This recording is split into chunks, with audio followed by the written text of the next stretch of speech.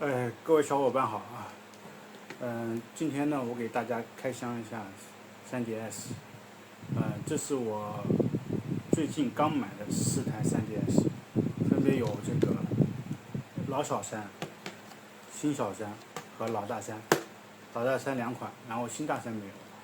因为新大山没有淘到价格便宜的，我淘的这几台价格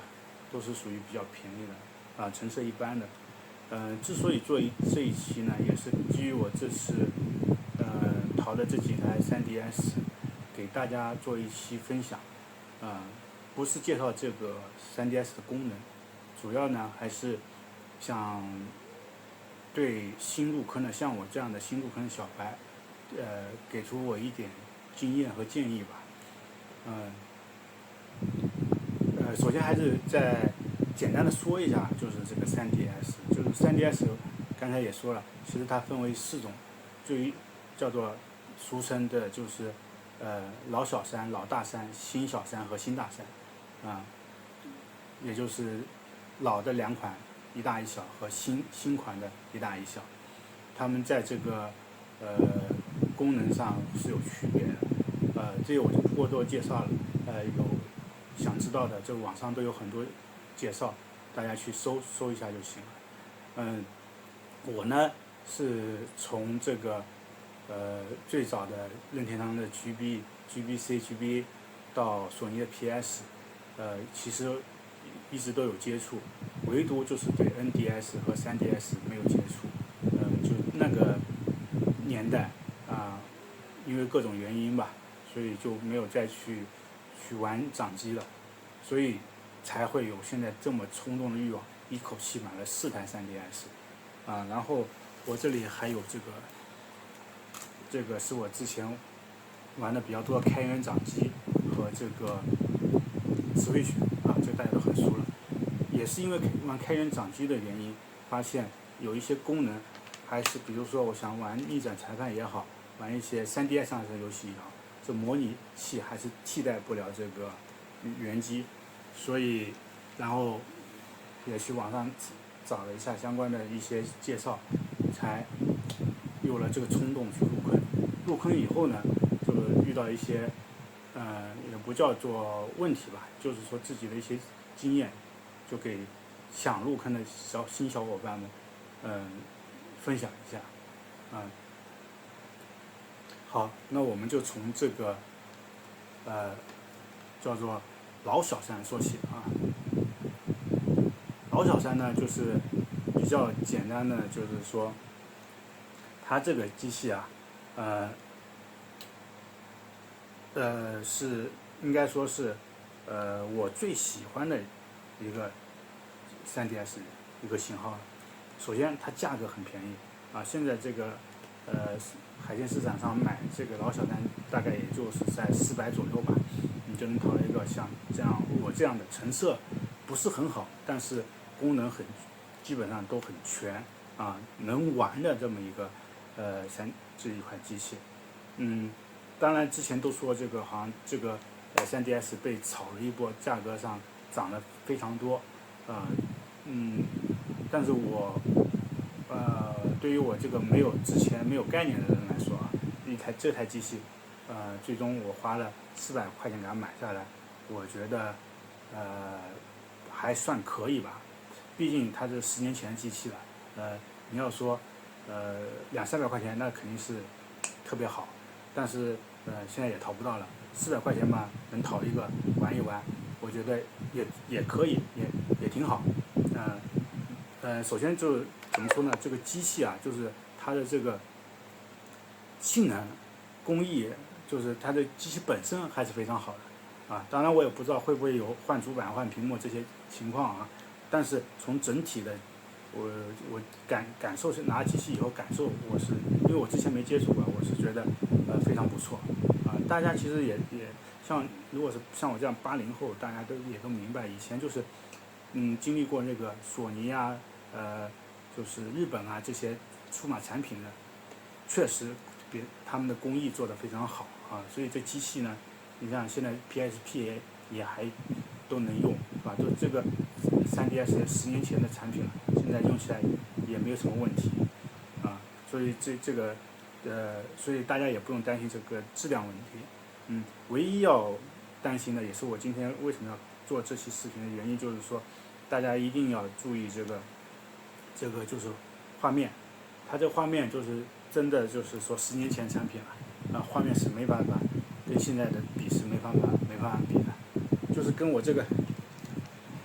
开源掌机啊，现在的这个也是300-400块钱的一个中国的开源掌机，4英寸的屏幕，你看大家比较一下，还没有这个屏幕来的好，或者说这2个屏幕也差不多吧，所以这个价位就这么一个屏幕了，所以对屏幕不能要求太高。我看我这能不能开机啊？没电了，算了，就不开机了。然后呢，还有个问题呢，就是说这个屏幕会泛黄。这个我看我买了4台机器，或多或少都有这样的问题，要么上屏泛黄，要么下屏泛黄，要么2个都有点泛黄。但是呢，像我淘这几台成色一般的呢，虽然有一点泛黄，但是它不影响使用。就是你玩游戏的时候，如果没有对比是感觉不出来的。一般来说，为什么会感觉到泛黄，就是因为有些像我这老3DS 上屏就特别亮，下屏就有点泛黄。这个就有对比了才有伤害嘛。所以，但是呢都不影响使用，尤其是这种下屏泛黄的，其实对我这种上屏是主屏玩游戏的嘛，其实影响也不很大。我玩这个马里奥制造用的下屏的话，其实也影响也不大，就是总归就一句话，反正可以玩，没问题，绝对没问题。当然，你如果想淘个好一点的，上下屏都不泛黄，都是白的话，那是最好的。但是这个价格可能也贵，还有可能就是屏幕是换的，所以大家我觉得就没有必要去刻意追求完美了。除非你是想收藏用你要是想自己体验一下，想玩一下的话，我觉得这是最关键的一点，也是我给大家想做这期视频的最主要原因之一。然后还有一个呢，就是在这个裸眼3D 功能，这个的功能呢确实是比较强大，在视频里大家看不出来，这也是我为什么要买3DS 的原因就是这个裸眼3D，当然双屏也是一个原因。裸眼3D 这个拿到实际感受以后，因为我之前也没玩过3DS，说拿到实际以后感受这个裸眼3D，觉得还是非常有特点。这也是你看现在所有的掌机，包括原来的现在新出的都没有的功能，这也是为什么3DS 被炒这么火热的一个原因。这也是很重要的原因，只有它有裸眼3D，这个技术非常的怎么说呢，牛逼，确实牛逼给人一种就是当然就是也可能就一阵子新鲜感吧，就是你突然有一个这么裸眼3D 感觉的话，你就会觉得确实与众不同所以这也是我推荐大家去买3DS 的一个原因。如果你之前没有感受过，你又是个游戏爱好者的话，去感受一下裸眼3D 这个功能，我觉得尤其是像任天堂这种，它在做游戏上的这种炉火纯青的这种，对吧？强大的功力，把这个裸眼3D 的功能开发出来，玩什么3D 世界玩它的一些好的游戏我现在也刚开始玩，所以都不是特别清楚。但是运用到它裸眼3D 功能的话，会给你一种另外一种独特的游戏体验这是非常好的。好，这是最主要的2点说完了。那么剩下的就是说这个，刚才还是回到刚才说的，就是说成色然后这个长时间这个轴的这个胶老化都或多或少都会有一些影响所以这个大家就不要过多去建议然后还有一个就是说它这个充电线是独特的，因为它这个口是特有的口，就是只能用于它这个就是 3DS 充电用的。就是你平时在市场上，咱比如说 Type C 也好，还是原来老的那种充电口，就比较窄一点的那个充电口也好，都不能用，所以它这个你充电线必须是单独去买，如果没有充电线的话就得单独买。这个当然这个充电线老大山、老小山、新大山、新小山是通用的都可以用也不贵然后这个壳可以买一个然后戴上也挺好也是一种新鲜感然后包裹性也很好，也很便宜几块钱就能买到，10块钱就能买到，然后整机的重量是比较重的然后这也是我最喜欢的，就是老小山，我也是强烈推荐大家，如果想去体验 3DS 的话，首选这一款，价格便宜，功能齐全，不用在意什么就是新老大小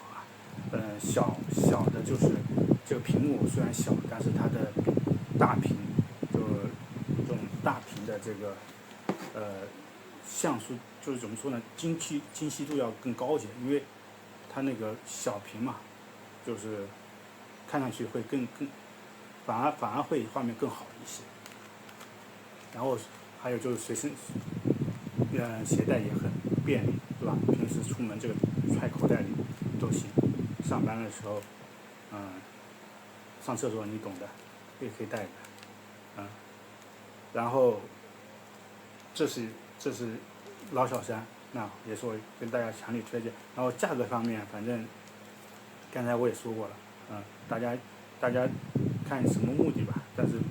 我不建议大家买特别贵的那种，没有必要而且还带了一波奸商我觉得这个价格合理价格也就在300到400左右吧，我觉得买一个自己体验一下就行，然后玩一段时间，就可以出手了没有，其实你说它有什么收藏意义吗？我觉得也没有，没什么收藏意义但是给你一种全新的游戏体验，这是非常好的行，那么这一期视频就到这里，接下来我再做一期就关于老大山、新大山的这么一个视频，如果有需要的话。